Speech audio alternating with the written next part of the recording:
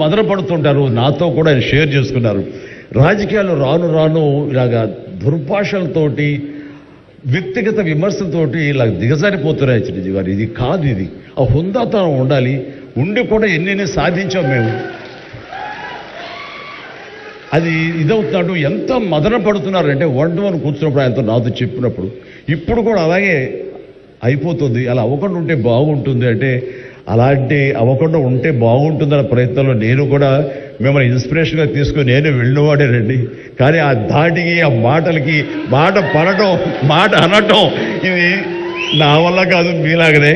కాబట్టి నేటి రాజకీయాల్లో మనం అన్ఫిట్ అంటారా, లేకపోతే మళ్ళాంటి వాళ్ళు ఇలాగా ఎగైన్ ప్రతిసారి ప్రతి చోట చెబుతూ ఉంటే ప్రజలు వాళ్ళు మోటివేట్ అయ్యి అలా దుర్భాషలాడి రాజకీయంగా వ్యక్తిగతంగా విమర్శ చేసే వాళ్ళని కానీ తిప్పి కొట్టగలిగితే ఖచ్చితంగా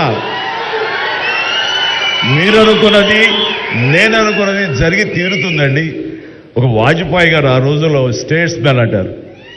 ఆయనలాగా మళ్ళీ అంత హుందాతనం మళ్ళీ మనం ఈ రోజున మన వెంకయ్యనాయుడు గారిలో చూస్తున్నాం.